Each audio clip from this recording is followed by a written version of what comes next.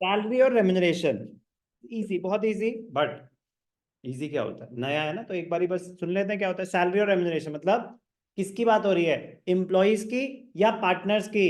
Specifically mentioned है partners की। Partners को अगर आपने सैलरी या कमीशन दी तो पार्टनर के लिए इनकम या एक्सपेंस? इनकम। फर्म के लिए इनकम या एक्सपेंस? मुझे लिखने की जरूरत है, इट इज सो ऑब्वियस कि सैलरी फर्म दे रही है पार्टनर को, तो फर्म के लिए एक्सपेंस है, पार्टनर के लिए इनकम है। तो पार्टनर के लिए इनकम है तो पार्टनर को क्रेडिट होगी या डेबिट?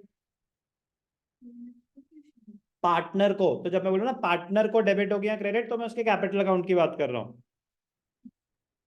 हाँ, तो रूल कि क्यों क्रेडिट हो रही है? आपने बोला कैपिटल में क्रेडिट हो गया, आंसर इज करेक्ट, बिल्कुल सही आंसर है। अब मैं पूछ रहा हूँ कि अच्छा इस पे कौन सा रूल अप्लाई हुआ? हाँ, तो इसलिए मैं कह रहा हूँ कि नहीं, कैपिटल अकाउंट का नेचर क्या होता है, वो तो पर्सनल अकाउंट है या लाइबिलिटी है। कैपिटल अकाउंट का नेचर क्या होता है, वो एक इंटरनल लाइबिलिटी है। Debit all expenses and losses, credit all incomes and gains nominal account का रूल होता है। तो वो पीएनएल अप्रोप्रिएशन का क्या नेचर है, it is a nominal account. Nominal account का रूल उस पर अप्लाई हो रहा है। Capital account is not a nominal account, capital account is a personal account. तो और अगर मैं मॉडर्न अप्रोच की बात करूं तो क्या माना जाएगा, it is an internal life. Capital का एक रूल होता है ना, वहां पे कैपिटल का रूल अप्लाई करना, और पीएनएल अप्रोप्रिएशन पे नॉमिनल अकाउंट का फायदे में रहोगे। कैपिटल अकाउंट का रूल,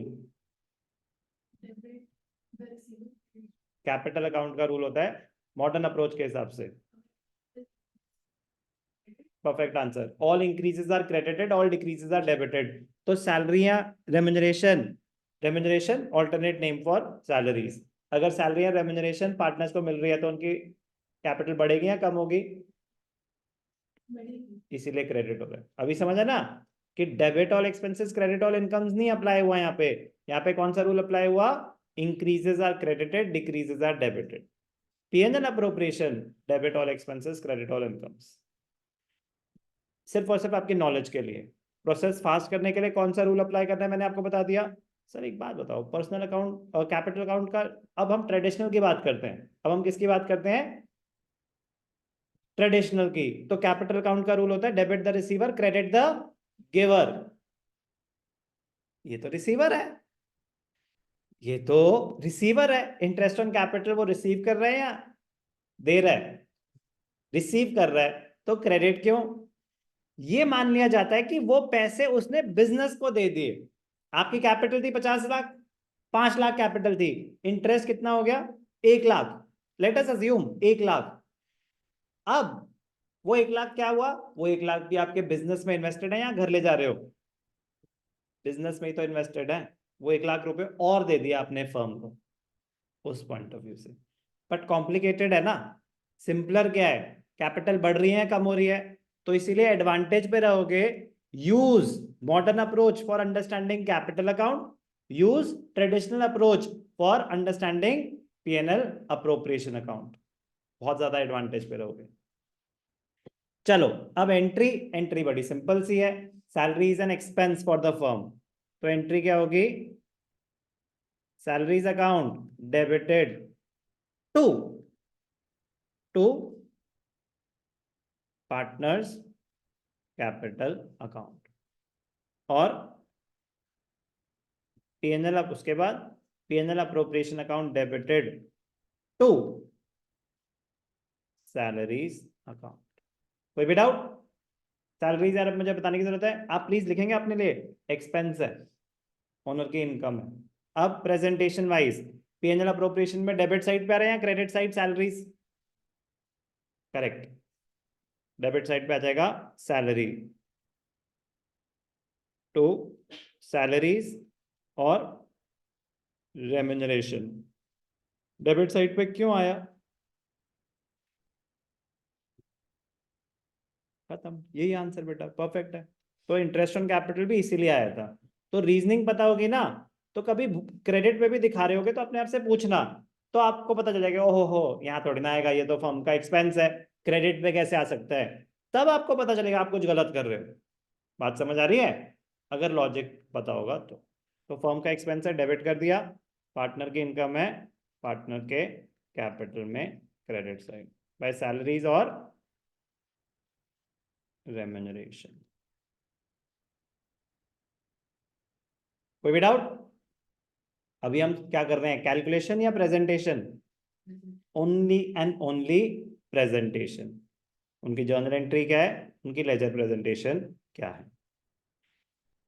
सैलरी, रेम्यूनरेशन, कमीशन एक ही बात है, एक ही बात है अकाउंटिंग पॉइंट ऑफ व्यू से, अकाउंटिंग पॉइंट ऑफ व्यू से। तो इस पर मैं ज्यादा टाइम वेस्ट नहीं करूंगा क्योंकि एग्जैक्टली सेम एंट्रीज हैं। फर्म के लिए एक्सपेंस है, फर्म के लिए एक्सपेंस है, तो commission account debited to partners capital account और P&L appropriation account debited to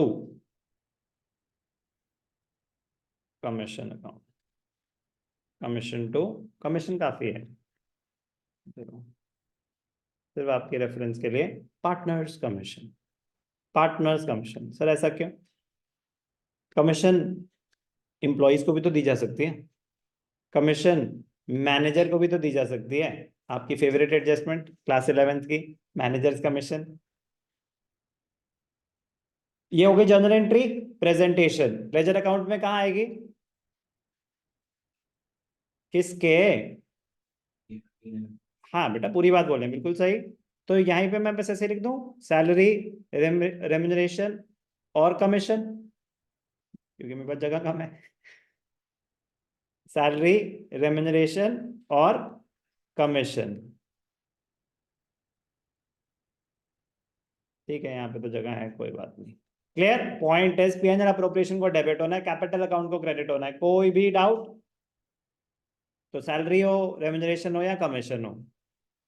अब एक चीज होती है कमीशन टू मैनेजर। मैनेजर क्या है हमारा? मैनेजर तो हमारा क्या है, एम्प्लॉई। मैनेजर तो क्या है हमारा, एम्प्लॉई। यस और नो? तो अब वही जो 11th में हमने सीखी थी, इफ पेएबल, इफ पेएबल मतलब पैसे दिए नहीं है अभी, तो एंट्री क्या होती थी,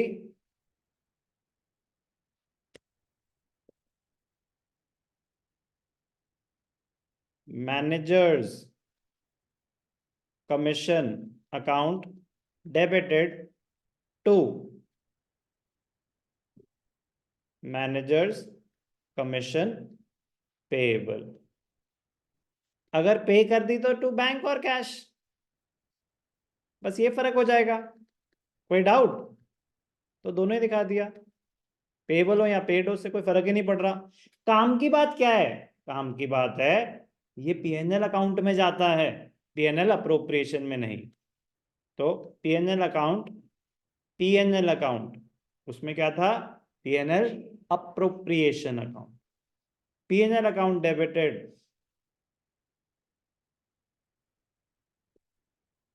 P&L account debited to managers commission. P&L account debited to managers commission. बस ये समझा रहा हूं कि कमीशन दो टाइप की होती है, एक कमीशन जो हम पार्टनर को दे रहे हैं, एक जो हमने कमीशन मैनेजर को दी। दोनों ही फर्म के लिए एक्सपेंस है, एक्सपेंस इन द सेंस कि फर्म का खर्चा है, लेकिन एक अप्रोप्रिएशन है, एक एक्चुअल एक्सपेंस है। एक पी सर वो भी तो तब है ना प्रॉफिट होगा कि नहीं होगा, वो P&L अकाउंट एम्प्लॉई से रिलेटेड है, वो प्रॉफिट एंड लॉस अकाउंट में आएगी। तो जो डिफरेंस है ना सिर्फ एक ही है, वो मैनेजर की जो कमीशन है, मैनेजर की जो कमीशन है वो कहाँ जाएगी, प्रॉफिट एंड लॉस अकाउंट में। ये डिफरेंस है बस। और जो पार्टनर की कमीशन है वो कहाँ जाएगी, P&L अप्रोप्रिएशन। मैनेजर की जो कमीशन है वो कहाँ पे शो करेंगे, प्रॉफिट एंड लॉस अकाउंट में। पार्टनर की जो कमीशन है वो कहाँ पे शो करेंगे, profit and loss appropriation account. कोई डाउट?